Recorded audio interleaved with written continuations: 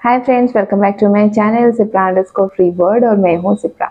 Hope you guys are doing good. So friends, आज का मेरा video environmental and economical impact of war. मैंने ये टॉपिक इसलिए चूज़ किया फ्रेंड्स क्योंकि आप सबको तो पता ही है आज का जो करंट न्यूज़ है वो है about Israel and Hamas war. So ये रिसर्च करते करते मुझे ये एहसास हुआ कि आप लोगों के साथ शेयर करना तो बनता है कि इस जो वॉर है इसका क्या नेगेटिव इम्पैक्ट डाल रहा है हमारी इकोनॉमी के ऊपर और हमारे इकोलॉजिकल चेंजेस के ऊपर। लोगों के बीच में एक अवेयरनेस लाने का बस मेरा इंटेंशन है ये वीडियो बनाने के पीछे। आप लोगों को पता होना चाहिए कि इससे क्या चेंजेस आ रहा है हमारी इकोनॉमी और एनवायरनमेंट में, नेगेटिव चेंजेस मोस्टली। तो ये जो टॉपिक है मैंने दो पार्ट में डिवाइड किया है फ्रेंड्स क्योंकि बहुत बड़ा वीडियो हो जाता। मेरा जो अपकमिंग वीडियो है उसमें मैं पार्ट 2 दिखाऊंगी, ये पार्ट 1 है। इसमें आज हम डिस्कस करेंगे what are the impact of war upon our environment, और सेकेंड पार्ट में हम इकोनॉमिकल इम्पैक्ट के बारे में डिस्कस करेंगे। So let's start today's discussion without wasting any time friends. So friends, सबसे पहले बात करते हैं about the environmental impact of war. इसका एक छोटा सा इंट्रो मैं आपको दे देती हूँ। वॉर में मोस्टली लैंड और रिसोर्सेज का यूजेस किया जाता है जो कि मिलिट्री लोग करते हैं। मिलिट्री एक्टिविटी में जो भी लैंड यूज किया जाता है for training, for basis, for storage, उसके वजह से वो लैंड से बहुत सारे लोगों को डिस्प्लेस किया जाता है। बहुत सारे लोगों का सपोज वहाँ पे घर है या फिर उनका रोजी रोटी का कमाई वहीं से आता है तो उनको डिस्प्लेस किया जाता है। क्यों? क्योंकि मिलिट्री यूजेस करना है उस जगह पे। इसके अलावा जो भी रिसोर्सेज मिलिट्री एक्टिविटी में यूज किया जाता है जैसे कि सॉल्वेंट्स हो गया, टॉक्सिक केमिकल्स हो गया, या फिर फ्यूल्स हो गया, ये सारे जो रिसोर्सेज यूज किया जाता है ये क्या करता है, जो टॉक्सिन है उसको वो लीच कर देता है ग्राउंड में, जो कि डिकेड तक रहता है, कभी कभी सेंचुरी तक भी रहता है। जब भी कोई रिसर्चर या फिर साइंटिस्ट उसको फाइंड आउट करते हैं उसका कोई भी element from the ground, from the soil, वो तब तक बहुत साल तक पड़ा हुआ रहता है वहाँ पे।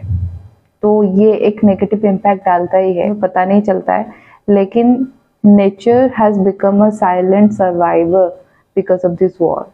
Now friends, we will discuss how it affects the environment, जिसमें मेरा पहला पॉइंट है the destruction of wildlife. Wild life war के द्वारा बहुत ज़्यादा अफेक्टेड होता है। वाइल्ड लाइफ आपको तो पता ही है, forest is a heaven for birds, animals and various species. बहुत सारे माइग्रेटिंग बर्ड्स है जो कभी कभी सीजनल होते हैं या फिर कभी हमेशा भी रहते हैं। कुछ टाइप के बर्ड्स हैं जिनके लिए फॉरेस्ट ही उनका घर है। बहुत सारे स्पेसीज के एनिमल्स रहते हैं, बहुत सारे टाइप के फिशेस रहते हैं, उसके अंदर जो रिवर रहता है उसमें बहुत सारे रेयर ब्रीड के जो भी बर्ड है like white tail eagle, black wing stilt, ये सारे जो बर्ड है या फिर एनिमल्स है उनका एक ही घर होता है जो है फॉरेस्ट। और मिलिट्री एक्टिविटी के द्वारा फॉरेस्ट बहुत ज़्यादा डैमेज हो जाता है जिसके वजह से ये लोग अपना घर खो देते हैं। बहुत सारे जो बर्ड्स है या फिर स्पेसीज है ये हमेशा हमेशा के लिए किसी किसी का जो ब्रीड है वो ख़त्म हो जाता है। और ये जो इकोलॉजिकल चेंजेस होता है ना, ये सारे जो नेचुरल रिसोर्सेज का डैमेज होता है, ये रिकवर होने का चांसेस बहुत कम होता है। उतना कैपेसिटी नहीं होता है नेचर का कि ये सारी चीज़ों को इतना जल्दी वो रिकवर कर दे। तो ये बहुत ज़्यादा नेगेटिव इम्पैक्ट डालता है upon wildlife animals. Hence it has been said that the environment is the silent victim of conflicts. Then friends, मेरा next point, scarred landscapes. Waging war is an act of destruction. Studies says that जो war होता है वो बहुत ज़्यादा responsible है biodiversity को damage करने में। हमारे प्लैनेट का जो भी इकोसिस्टम है उसका जो मेजर पार्ट आज के डेट में डैमेज्ड है, all credit goes to the war. Research के द्वारा ये पता चला है कि from the year 1950 to 2000 80% of the destruction has taken place in the biodiversity spot because of war. In some cases, environmental destruction is an explicit military tactic. जब Vietnam war हुआ था, वियतनाम वॉर के time US military ने क्या किया था कि जो डेफलेंट्स होता है उसको उन लोगों ने फॉरेस्ट के ऊपर वाइडली स्प्रे किया था। उससे क्या होता है ना, जो फॉरेस्ट होता है वो थिन हो जाता है, थिनर देन प्रीवियस हो जाता है, जिससे वो जो भी आर्म फोर्सेस है उनको कवर कर सके। तो आप सोच ही रहे होंगे कि आपको समझ आ गया होगा कि कितना डैमेज होता है फॉरेस्ट को। और बहुत सारे केसेस में ये जो आर्म फोर्सेस होते हैं ना, वो ये जो ऑयल और टिम्बर ये सारे यूज होता है वॉर में, उसको वो लोग लूट लेते हैं। क्यों? क्योंकि उनके वॉर को और ज़्यादा इफेक्टिव बनाने के लिए उनको कंटिन्यूसली फंडिंग करना पड़ता है, उसके थ्रू वो करते हैं। तो नुकसान बहुत ज़्यादा होता है वाइल्ड लाइफ को। और वॉर के द्वारा ये सारे जो फ्यूल फायरिंग वगैरह मिलिट्री एक्टिविटी में इंक्लूड रहता है, इसके वजह से बहुत डेंजरस लैंडस्केप्स हो सकते हैं। बहुत सारे लोगों का, बहुत सारे जानवरों का जान भी जा सकता है, जो कि पहले भी हुआ है। आगे टेक्नोलॉजी के चलते और ज़्यादा ग्रूमिंग होता जा रहा है। ये जो वॉर का यूसेस है, जो भी रिसोर्सेस यूज़ किया जा रहा है, तो ये पावरफुल केमिकल्स वगैरह जो यूज़ हो रहे हैं, जो भी फायरिंग बॉम्बिंग वगैरह किया जा रहा है, इसके वजह से और भी ज़्यादा डेंजरस लैंडस्केप हो सकते हैं इन फ्यूचर। मोस्टली क्या होता है ना, सोल्जर्स वॉर के टाइम बिग बिग ट्रेंच डिग करते हैं, वो लोग बॉम्बिंग यूज करते हैं, एक्सप्लोसिव्स इग्नाइट फायर्स यूज होता है, टैंक्स बड़े बड़े यूज होते हैं। इसका इफेक्ट तो ग्राउंड पर पड़ता ही है ना, तो इसके इम्पैक्ट बहुत ज़्यादा पड़ता है लैंडस्केप के ऊपर। लैंडस्केप बहुत डेंजरस हो सकते हैं। जो सोल्जर्स वेपन्स यूज करते हैं उससे बहुत ज़्यादा टॉक्सिक गैसेस रिलीज होता है टुवर्ड्स द एनवायरनमेंट। ये एयर में मिक्स होता है और सॉयल और वाटर में भी डिपॉजिट होता है, तो इसका बहुत ज़्यादा नेगेटिव इम्पैक्ट डालता है। देन फ्रेंड्स, मेरा थर्ड पॉइंट है environmental pollution. Trust me guys, environmental pollution is an acute concern during war. Country like Ukraine, there is a high risk of industrial risk. I'm talking about high industrial risk factor. There is a concern. अगर इन सारे देशों में, Ukraine जैसे countries में war शुरू हुआ तो बहुत सारे इंडस्ट्रियल रिस्क रहते हैं, काफ़ी ज़्यादा डैमेज हो सकता है एनवायरनमेंट को। कैसे कि यूक्रेन में बहुत सारे हाई रिस्क इंडस्ट्रीज हैं, जैसे कि यूक्रेन में आपका कोल माइंस है, गैस लाइन्स है, ऑयल डिपोट्स है, बहुत सारे केमिकल प्लांट्स है, स्टोरेज फैसिलिटीज़ है। तो यहाँ पे अगर वॉर होता है, हेवी डैमेज हो सकता है इन सारे इंडस्ट्रियल एरियाज को। ये सारे जो इंडस्ट्रियल एरियाज में जिसमें बहुत ज़्यादा पोल्यूशन होता है, क्योंकि ये जो नाम में ली जिस सारे इंडस्ट्रीज का, आपको तो पता है ये बहुत ज़्यादा I mean enormous pollution, enormous gas environment को रिलीज करता है ये सारा इंडस्ट्रीज। तो हेवीली डैमेज हो सकता है ड्यूरिंग द वॉर। और एनवायरमेंटल पोल्यूशन अगर इन सारे जगहों में इतना ज़्यादा बढ़ेगा तो आप इमेजिन कर सकते हो कि हालत क्या होगा towards the human being also, towards the wildlife also. Then friends, मेरा फोर्थ पॉइंट है न्यूक्लियर फियर।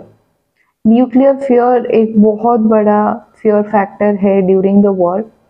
यूक्रेन में 15 न्यूक्लियर रिएक्टर है जो कि 4 पावर प्लांट्स में बेस्ट है। अगर कोई military activity near nuclear power plant होता है, it can lead to large scale radioactive contamination to vast areas। ये सिर्फ यूक्रेन में सीमित नहीं रहेगा, बियॉन्ड द बॉर्डर भी चला जाएगा। अगर उसके डिसाइड या फिर उसके नियरर एरिया में कोई मिलिट्री एक्टिविटीज होता है, उतना पावरफुल है, उतना रिस्की है वो। तो फ्रेंड्स, मेरा फिफ्थ पॉइंट है रेडिएशन इम्पैक्ट। रेडिएशन इम्पैक्ट बहुत टाइम तक रहता है फ्रेंड्स। साइंटिस्ट जो भी रिसर्च किए हैं उससे ये पता चला है कि जो रेडिएशन इम्पैक्ट है वो लॉन्ग टर्म तक रहता है, not only upon the animals but also upon the human being. It can affect the entire population of the country.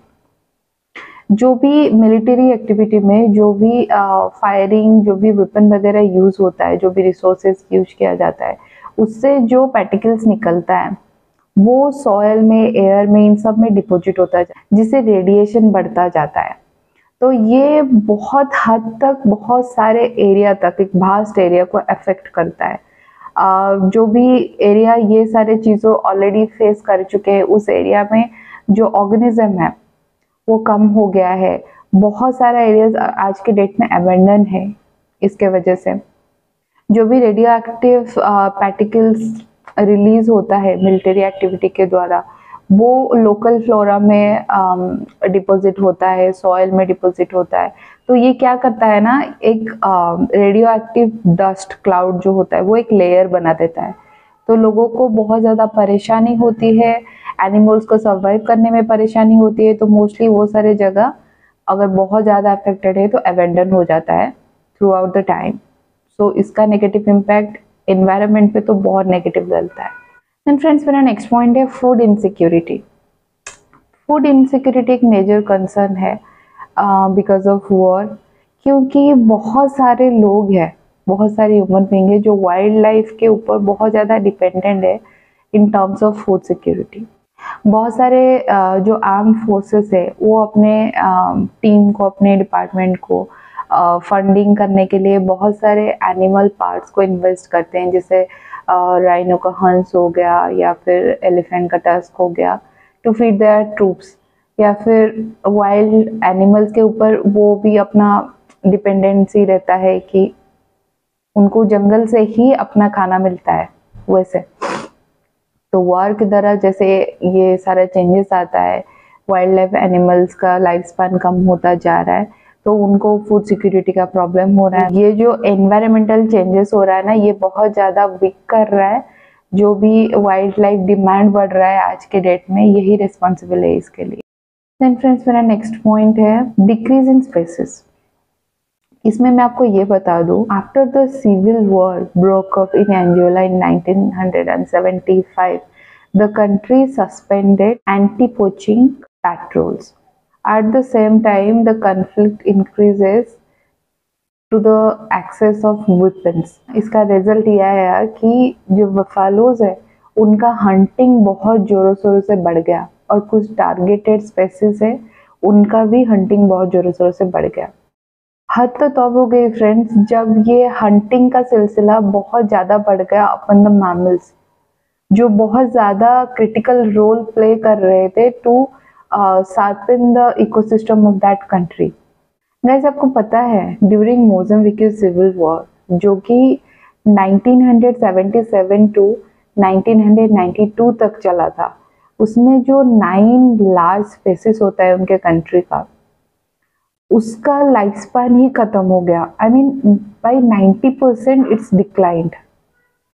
तो फ्रेंड्स, इसमें कोई तो डाउट नहीं है कि environment is a silent victim. तो बस आज के वीडियो में इतना ही फ्रेंड्स। मुझे आपको ये बस अवेयर कराना था कि इसका क्या नेगेटिव इम्पैक्ट डल रहा है हमारे एनवायरनमेंट के ऊपर। आई होप कुछ डेटा जो मुझे मिला था अपने रिसर्च के द्वारा आपके साथ में शेयर की और आपको कुछ अवेयरनेस आया। If you want any more info related to this topic, आप मुझे कमेंट करके बता सकते हैं friends. I will be very happy to answer those questions and make another video upon the same if you want. अगर आपको ये video अच्छा लगा हो तो आप प्लीज़ लाइक कर दीजिए। और फ्रेंड्स, अगर मेरा चैनल आप पहली बार व्यू कर रहे हैं तो प्लीज़ लाइक करके मेरे चैनल को सब्सक्राइब कर दीजिए, ताकि ऐसे ही कुछ इन्फॉर्मेटिव वीडियो में आज अपकमिंग वीडियोज़ में भी आपके लिए ला सकूँ। आपको अगर कोई भी स्पेसिफिक टॉपिक के ऊपर वीडियो चाहिए तो आप मुझे वो भी कमेंट करके बता सकते हैं। मैं ट्राई करूँगी कि उसके रिलेटेड मैं कोई इन्फॉर्मेटिव वीडियो आपके साथ शेयर करूँ। और मेरे चैनल पे जो बेल आइकन है आप उसको प्लीज़ क्लिक कर दीजिए, ताकि मेरे अपकमिंग वीडियोस का नोटिफिकेशन आपके पास बराबर आता रहे। आप मुझे बहुत सारा प्यार दे रहे हैं, I can see that on my channel. Hope आप आगे भी ऐसे ही प्यार देते रहेंगे। जब तक मैं अपना नेक्स्ट वीडियो पोस्ट नहीं करती हूँ तब तक आप सब लोग अपना ख्याल रखिए, और आप सबको ढेर सारा प्यार। Thank you so much guys for your love and support. Bye.